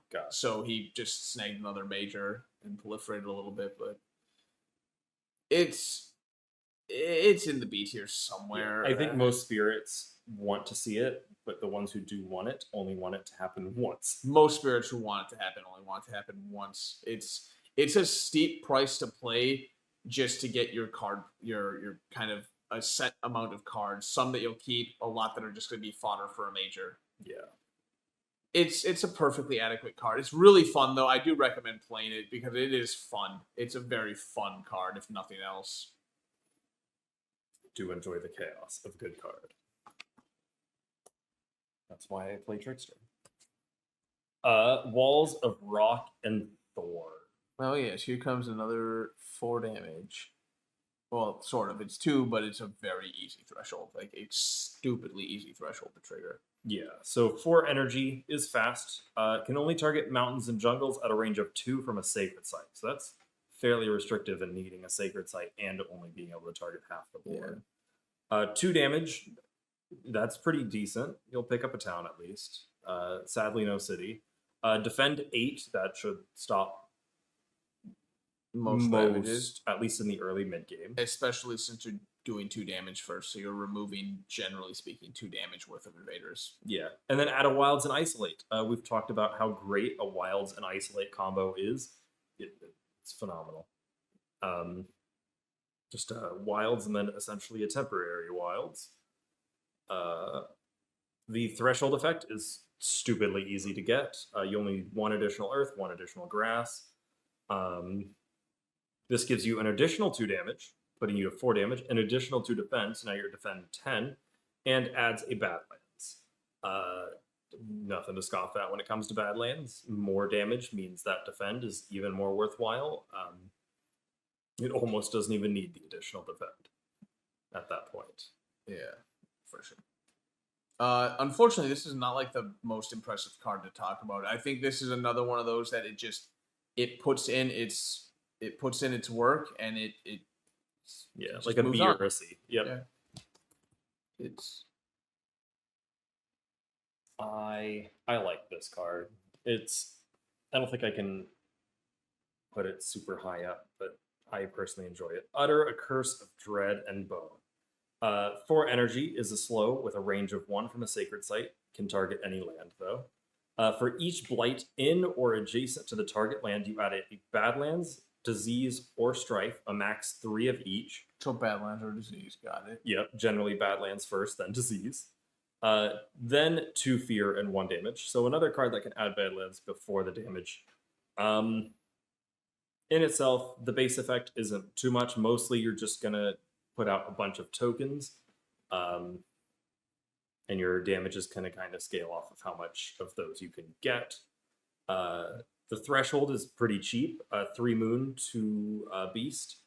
This helps it out a bit. For each type of token you have added, you get to add another one at range 1 and then also do 1 damage in an adjacent land. So you can throw out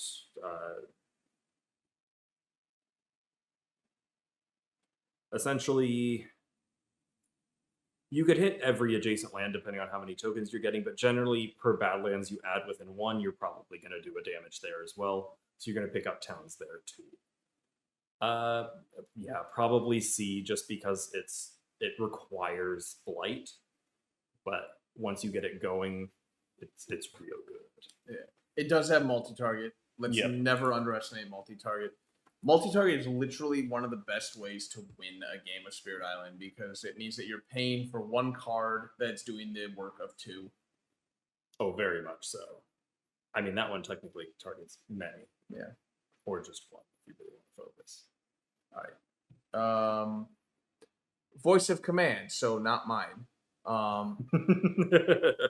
3 energy, and it's fast, always fun.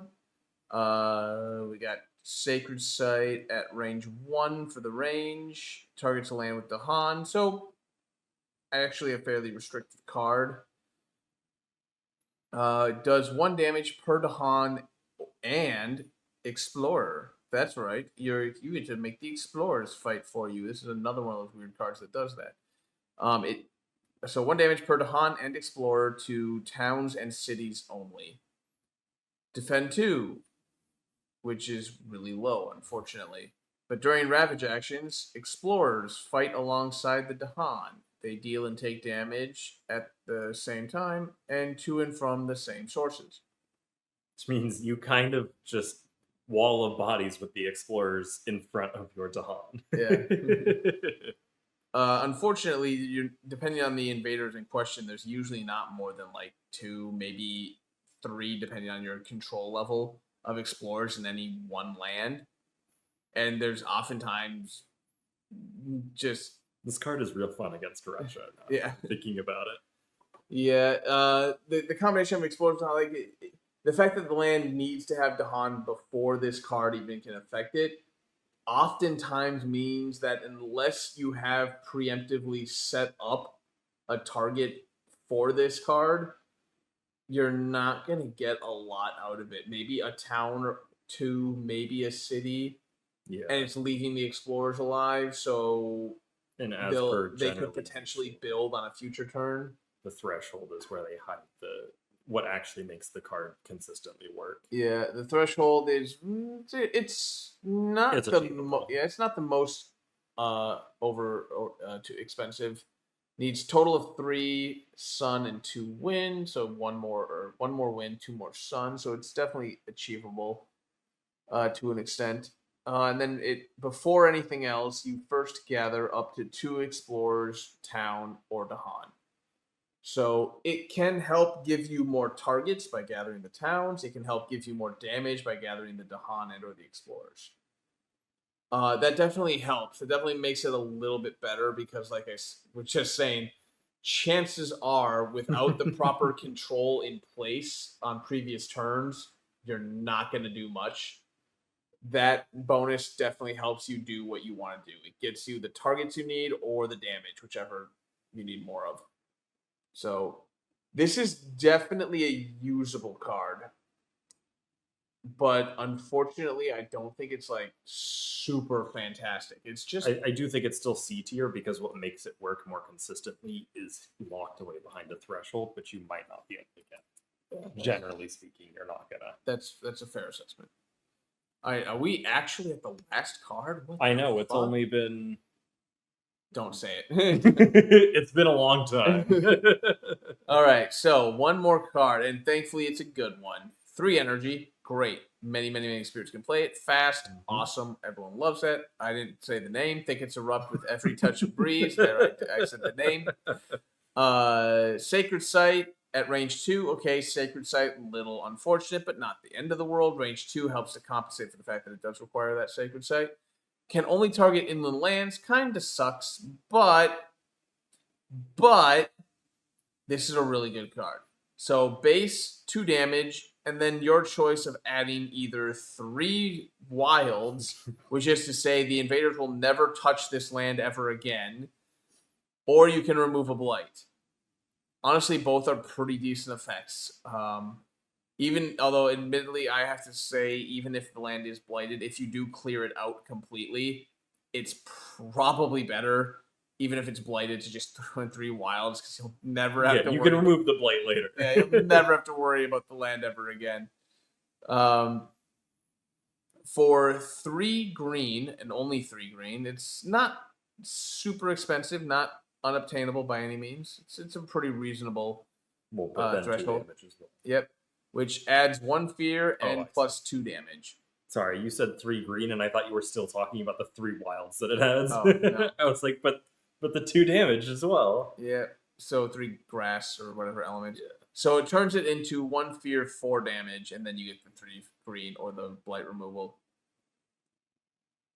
I'm not gonna lie, yeah, it's not a particularly hard threshold to hit. And once again, if you do clear a land of invaders, there's no reason to not just throw 3 green down and just ignore the land for the rest of the game. Yeah. This is just all around a good card. This is just a good card. Another one that I think sits kind of up in the B tier here. I would say the higher echelons. Yep, I got it. Where's its partner in crime? Who was the? Oh, I think I know. You're talking about Strangling Firevines? No, I was thinking the that Bombard. Is this the Bombard? I think that's the. They'll put Bombard. Let me look at the art. Yeah, that's Bombard. Yeah, those two are very, very similar in terms of value. I'm not going to say what I think is better because they're both extremely good, and I don't want to throw opinions out there that are just going to get me flamed. Yeah, but they're both very good cards. Yeah, we did it. That's our tier list. I know it's hard to see because I was gonna say, do we readjust from here? Because I can't really see shit. Yeah. I see art, and that's the only defining thing for me. I can. That's fuck.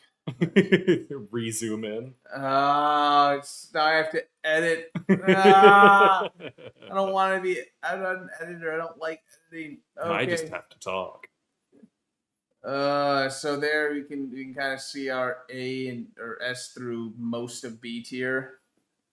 I'm actually really glad that the vast majority of cards ended up in B tier because it feels like most of them are usable, but it feels like that circumstantial. It feels like most of the cards that means are balanced. A tier has again. It's honestly mostly utility up there at all. Yeah, well, the utility cards do so much work. Oh yeah. And that's one of the reasons why they're up there is that the utility cards oftentimes provide the damage dealing spirits or just the damage dealing power cards with the tools they need to become. Yeah, because less than half of these do damage or remove effects. Yeah. It's Jungle Hunger, Tsunami, Bomb, or the one we just did. Why am I already Erupting Thicket? Oh no, this one here. Why am I not? Whatever that one is, yeah. And then the Dahan one. Yeah. Inspire the release of stolen lands. I think the big reason why it looks that way is if we go down to the B tier here, you can see there's definitely some damage, but a lot of like the high-powered multi-target lands are here simply because they cost a little bit more than what most spirits can pay. Whereas you'll notice these ones, with a few exceptions. With those first 2 exceptions? With a few exceptions, tend to be relatively cheap, meaning that it's easy for spirits to play them. And as we said, that was one of our kind of requirements was ease of play. We wanted to make sure cards are better if spirits can pick them up, play them, and then maybe forget them later. Yeah, like even if you're using it once, that's still value you're getting. Yeah, and that's why a lot of the cheaper cards, the utility cards especially, ended up there because it was really easy for a lot of spirits to pick up and use them. Scroll down here, we'll see some C and D tier and the last little card from B tier.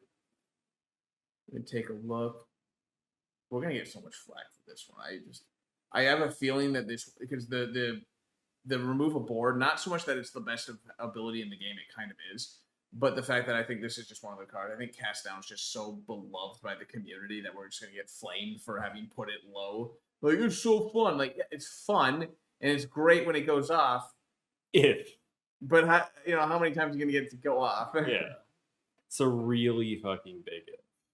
And thankfully, F tier is. You have to play like a specific spirit, specific elements, unless you're shifting memory.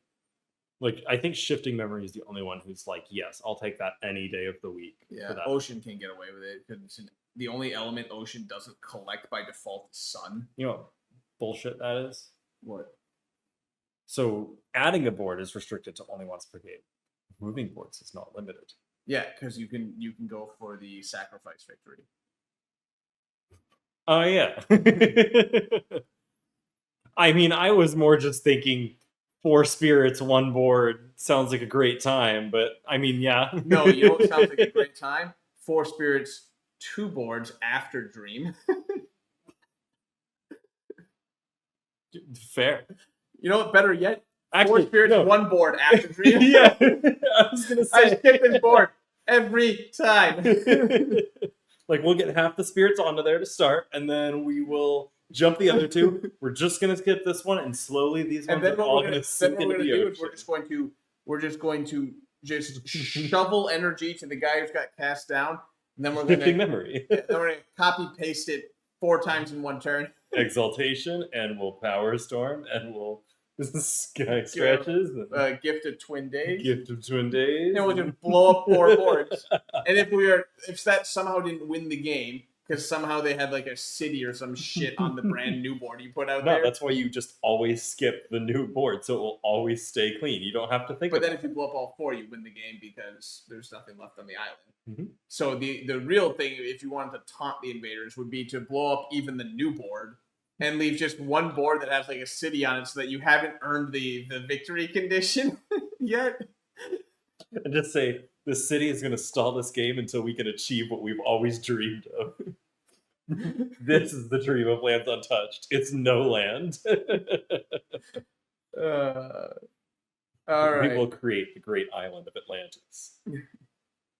But first, we must create Loch Ness. I am not going to go so far as to guarantee that's the next Spirit Island video, but it could be.